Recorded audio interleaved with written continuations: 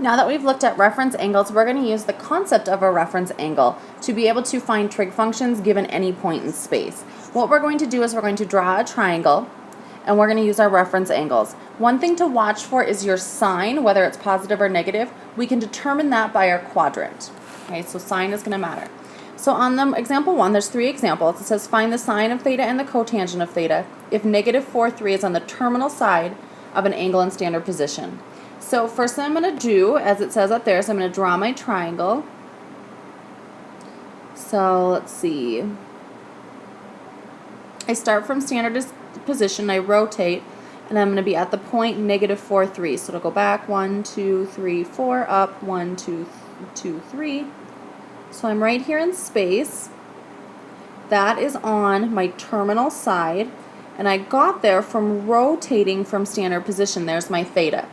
Well, as we know, we cannot use SOHCAHTOA unless we have a right triangle. But as we just talked about, if we can find the reference angle to this theta, then the theta sine of my reference angle and cotangent of my reference angle will be equivalent to sine of theta and cotangent of theta.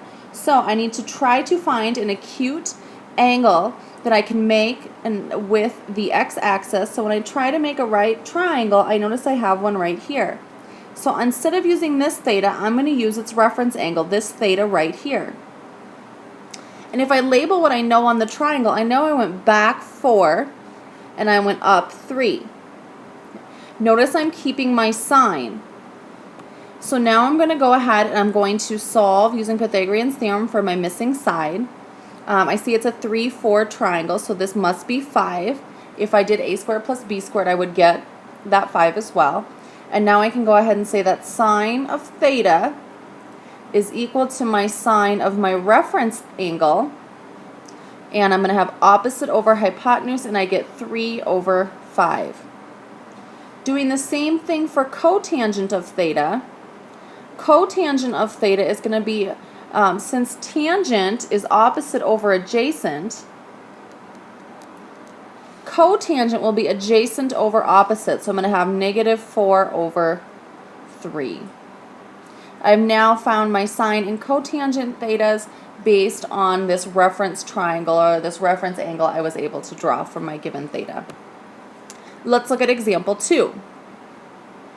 Very similar to example 1. And because I don't have as much space, I'm going to draw my triangle up above. So this is for example 2 here. I'm going to go back 2 and down 1. That's on my terminal side. How did I get there? I rotated all the way around, but I'm only going to be concerned about this acute right triangle that I can make with my x-axis, this triangle right here. And if I label some pieces, and then this is going to be my theta, that small angle right there. If I label some pieces on this triangle I just created, excuse me, I went back 2 and I went down 1. And now I'm asked to find secant. I guess it was alpha, not theta, so I probably should label it correctly. Let's label that as alpha. I'm asked to find my secant of alpha. Well, since I know that cosine is adjacent over hypotenuse and secant is the reciprocal of cosine, I want hypotenuse over adjacent. Well, my hypotenuse I need to find, so I'm going to go ahead and say a squared plus b squared equals c squared, and I get 1 plus 4, so I get the side that's missing. My hypotenuse is the square root of 5, and secant being hypotenuse over adjacent would be square root of 5 over negative 2, which remember is the same thing as negative square root of 5 over 2. I was also asked to find tangent of alpha. Tangent is going to be opposite over adjacent. Opposite is negative 1, adjacent is negative 2, so I get negative 1 over 2, negative 1 over negative 2, which is the same thing as 1/2. So notice whenever I'm trying to find trig functions, every time we've had to do that, we've so far needed to have a right triangle first. So when I move to example 3, it's slightly different from example 1 and 2. It now, instead of giving me a point, gives me a line. Well, if I could draw this line, I'm going to once again attempt to make a right triangle so I can hopefully use SOHCAHTOA. So let's go ahead and let's try to draw that line. I see it's a linear equation. It is in the form y equals mx plus b. It looks like my b, my starting point, is 0, 0, or my y-intercept is 0. And there is one thing that I did not include on your notes template. If you want to add this to it, I'm going to say that we are also in quadrant 3. So now that I know that I'm in quadrant 3, I could go up 2 and over 3.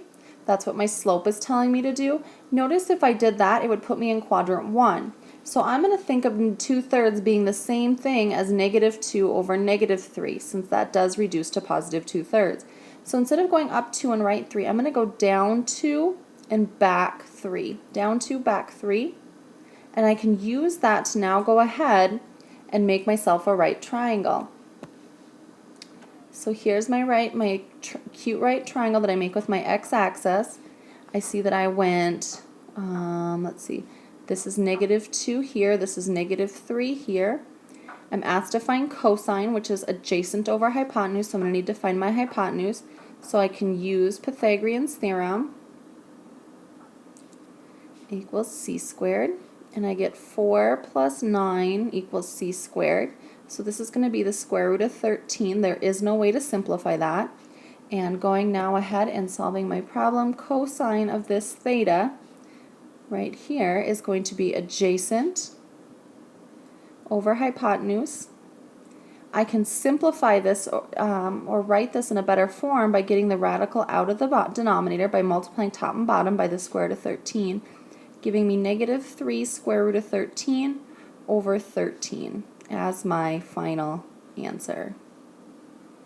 And so once again, whether you're given a line or whether you're given a point, we can go ahead and find those 6 trig functions, or 1 or 2 of those 6 trig functions, by first creating that right triangle or using that point or that line to draw an acute right triangle with the x-axis.